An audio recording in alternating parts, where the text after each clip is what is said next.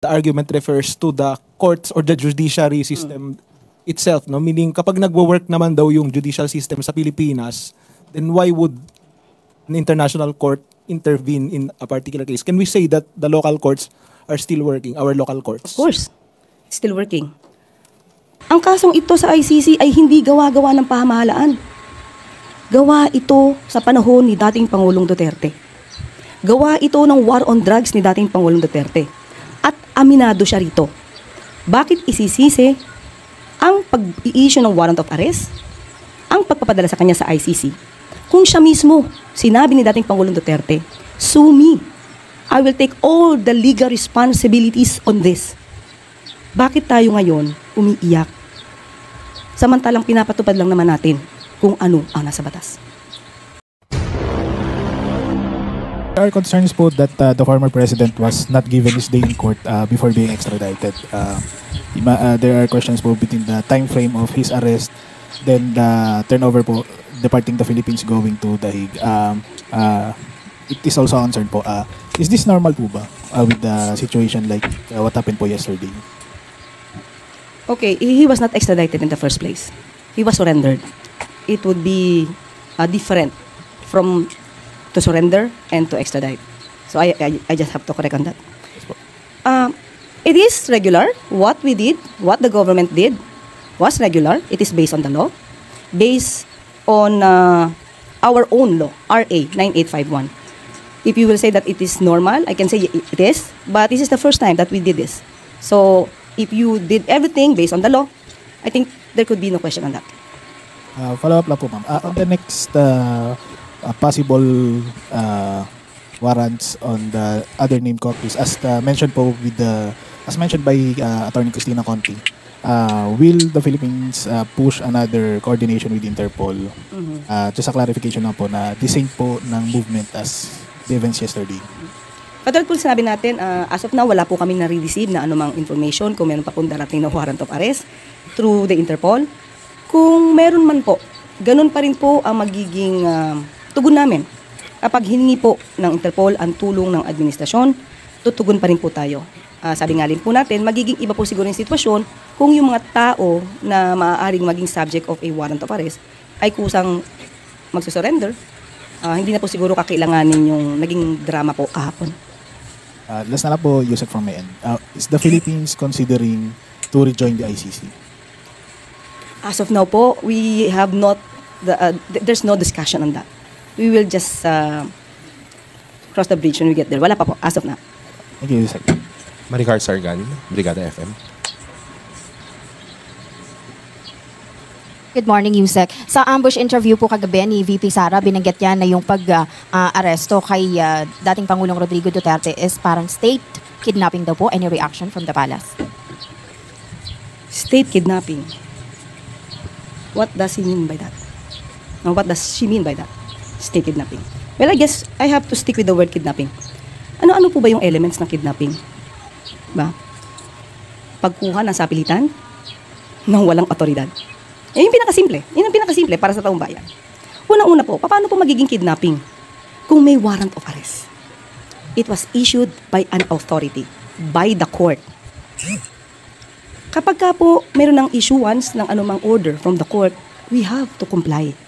Especially sa ating po nangyari ay through Interpol.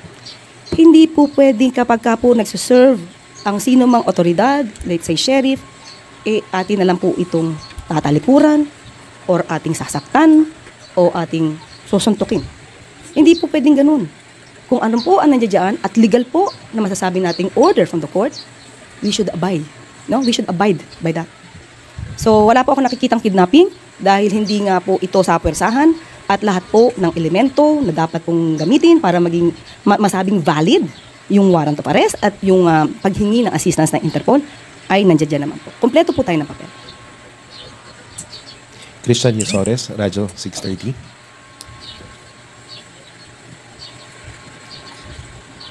Good morning, Yusek. May we ask lang po yung siguro reaction ng palasyo o ng Pangulo doon sa statement naman po ng kanyang kapatid na si Senator Amy Marcos na nadismaya po doon at naawa sa pag-aresto kay Duterte. Ang sabi po niya, hindi na raw tayo natuto at gulo lang ang idudulot nito.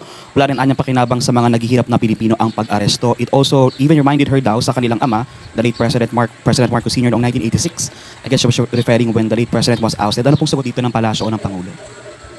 Nung tinanong po natin ng Pangulo dyan, ay hindi pa po niya napanood ito at hindi niya rin po niya panabasa. So as of the moment, wala pong reaksyon ang Pangulo patungkol dyan. Thank you po. Sam Medinilla, Business Mirror. Good morning po, ma'am. Morning. Yung regarding lang po dun sa follow-up dun sa question ni Sir Melvin kanina, yung hindi po ba makaka-apekto yung pag-transfer kay former President Duterte sa ICC dun sa mga pending illegal drugs cases dito sa Pilipinas? Sa aking palagay, hindi naman po. Kung maaga po niya na madidepensa ng kanyang sarili, dahil sabi naman po niya, wala naman siyang kasalanan. Wala siyang nilabag. So napakadali po kay dating Pangulong Duterte.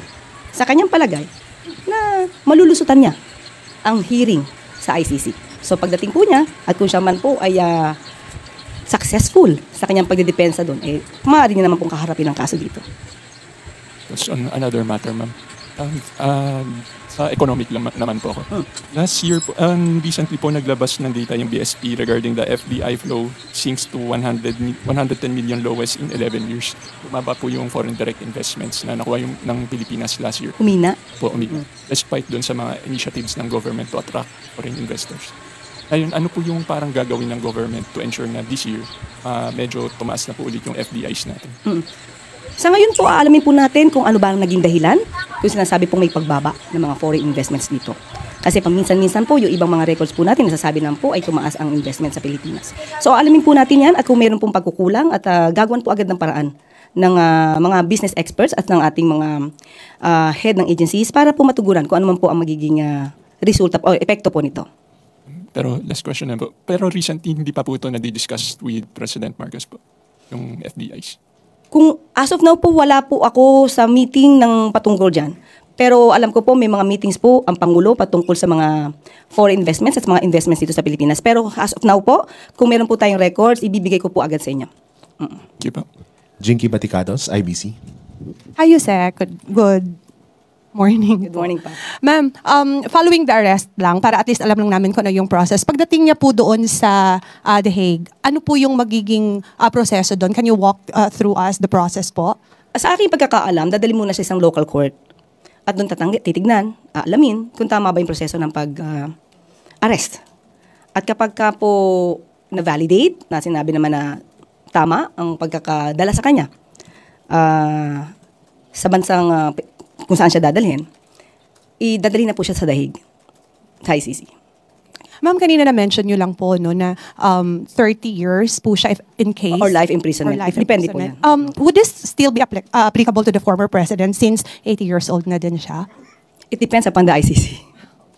So, sa kanila po yun? Yes, opo. The ICC will be the one that will give or render the decision. All right, thank you, ma'am. Ace Romero, Philippine Star. Yusek, good morning. Kasi yung isa sa mga common arguments dun sa against dun sa pagsuko or yung pag-yield sa ICC ng mga suspect is if the local courts are working, then why would you let the international court intervene with their cases? So, given what happened yesterday na sinuko nga ang dating Pangulo, how would you respond to that? Actually, natugunan na po yan eh. May response na po yan, kaya po nagtuloy-tuloy yung investigation. Kung natatandaan nyo po, nabigyan po sila ng 1 year to act on the alleged complaints. Pero wala po kasi naging aksyon para po sampahan agad ang dating Pangulong Duterte. Kaya po nagtuloy-tuloy po yung investigasyon ng prosecutor. So nasagot na po yan, kung yun po yung pag-uusapan natin. They were given due process. Sila po yung hindi tumugon. Sila po yung hindi nakipag-ugnayan. Natatandaan mo po natin, sinabi rin po ni Senator Bato na siya po ay nakakatanggap di umano ng notice. Pero hindi niya po tutugunan ito dahil hindi po siya sigurado at sa kanyang palagay po ay walang jurisdiction ang ICC. Kung may nagkulang man po at sinasabing hindi sila nabigyan ng due process, sila po mismo ang tumalikod sa kanilang karapatan na madinig ng prosecutor patungkol sa kanilang mga ebidensya. So if I'm not mistaken, the argument refers to the courts or the judiciary system itself, no? Meaning kapag nagwo-work naman daw yung judicial system sa Pilipinas, then why would an international court intervene in a particular case? Can we say that the local courts are still working, our local courts? Of course, still working. Pero sa pagkakataong ito, sa panahon ng dating Pangulong Duterte, hindi natin alam. Kaya nga nagkaroon ng hearing or nagkaroon ng pag-file ng complaint sa ICC. Katulad ng sinabi ko, binigyan ng gobyerno ng 1 taon para patunayang gumagana ang hustisya laban sa mga war on drugs ni dating Pangulong Duterte, pero wala pong naisampa. Kaya po nagtuloy-tuloy ang investigasyon ng prosecutor. Ay, follow-up lang po, related question. There are calls by some supporters of the Duterte family, no, na people power daw po. Mag-launch daw ng people power in support of the former president, and some are calling on people na pumunta sa streets. What do you say to those kinds of statements? Hindi po ba pagbabagsak ito ng gobyerno? Unang-una po, may warrant of arrest. Pangalawa, may case na nakafile. Pangatlo, may mga di umanong biktima na magsasalita patungkol sa kaso. Hindi po ito basta gawa-gawa na kwento. May mga biktima. Hindi ito pagpaplanta ng ebidensya. Hindi galing ang kaso sa Pilipinas. Ito, ang kaso ay pending sa ICC. Ano ang magiging dahilan nila para himukin ang taong bayan na mag-alsa laban sa pamahalaan?